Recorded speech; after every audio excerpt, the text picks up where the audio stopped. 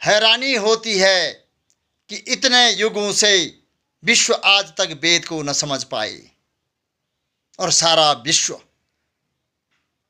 यह कहकर प्रत्युत्तर देते हैं कि वेद का अर्थ ज्ञान होता है। लेकिन इसी उत्कंठा को लेकर जब मेरी हृदय की गांठ खुली तो मैंने पाया कि वेद का अर्थ ज्ञान नहीं है। वेद ज्ञान को जानते हैं, वेद ज्ञान को समझता है, जानता है। और वेद जब ज्ञान को जानता है तो ज्ञान का अर्थ होता है ईश्वर, ज्ञान का अर्थ होता है परमात्मा, ज्ञान का अर्थ होता है अल्लाह, ज्ञान का अर्थ होता है ऊपर वाला, ज्ञान का अर्थ होता है प्रभु। आप प्रभु को जिन शब्दों से आप सुशोभित करें वो शोभायमान देगा। लेकिन वेद ज्ञान अपने में ज्ञान नहीं है, वेद ज्ञान को जानते हैं। तो इसका अर्थ हुआ कि परमात्मा कहाँ विराजते हैं। इतने युगों से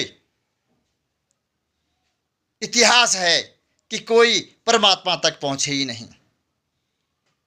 इस उत्कंठा को लेकर मेरी जिज्ञासा जब उठी, उसने प्रेरणा दी और मैं योग समाधि में जब बैठा तो योग समाधि के पराकाष्ठा में डुबकी लगाते लगाते लगाते लगाते 14 लोग ब्रह्मांड से बाहर महाशून्य में जब मैंने गोता मारा, गोता मारते मारते मारते मारते गोता मारते मारते मारते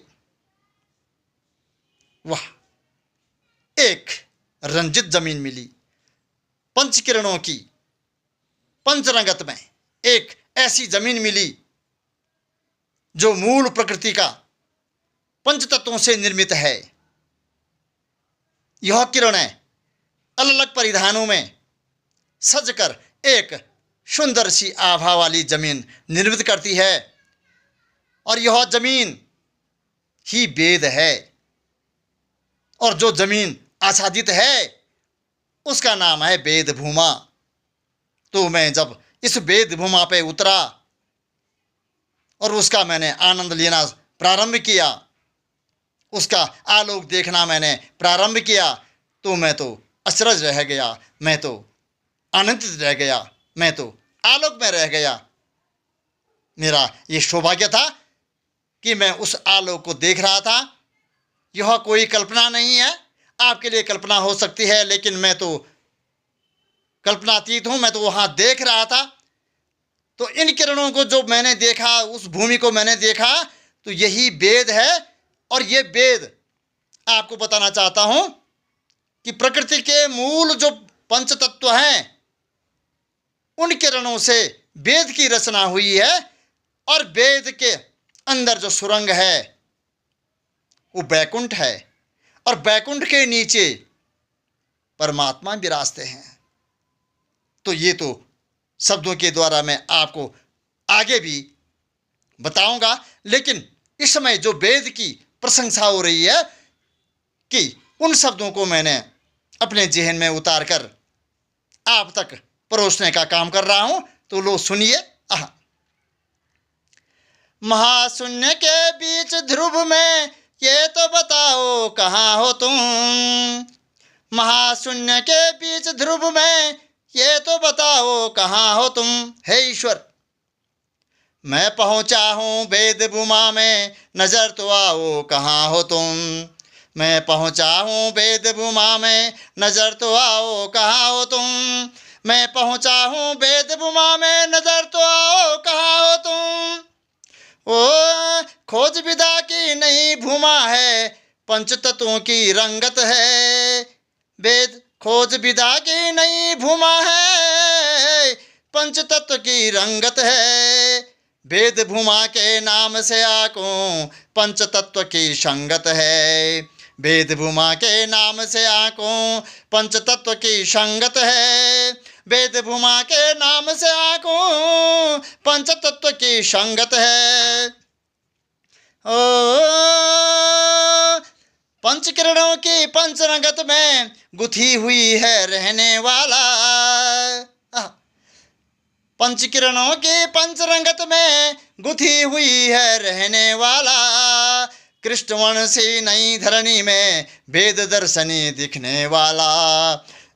कृष्णवर्ण सी नई धरणी में वेद दर्शनी दिखने वाला, कृष्ण धरणी सी नई धरणी में वेद दर्शनी दिखने वाला। ओ पंच परमेश्वर पंच तत्व है पृथक पृथक किरणों वाली। ओ पंच परमेश्वर पंच तत्व है पृथक पृथक किरणों वाली, नीला धानी पीत गुलाबी श्वेत सरोवर रचने वाली। नीला धानी पीत गुलाबी श्वेत सरोवर रचने वाली, नीला धानी पीत गुलाबी श्वेत सरोवर रचने वाली। ओ बड़ी अलौकिक वेद की दुनिया कल्पवास से रहने वाली। ओ बड़ी अलौकिक वेद की दुनिया कल्पवास से रहने वाली, विद धातु से गढ़ती जाती उसकी जन्नत दिखने वाली। विद धातु से गढ़ती जाती उसकी जन्नत दिखने वाली, विद धातु से गढ़ती जाती उसकी जन्नत दिखने वाली। ओ पंचतीर्थ की चंचल सुंदरी ये तो बताओ कहाँ हो तुम। आहा, ईश्वर के लिए पंचतीर्थ की चंचल सुंदरी ये तो बताओ कहाँ हो तुम, चमक धमक की चकाचौंध में नजर तो आओ कहाँ हो तुम। चमक धमक की चकाचौंध में नजर तो आओ कहाँ हो तुम, चमक धमक की चकाचौंध में नजर तो आओ कहाँ हो तुम। आहा, वाह, ओम ओम।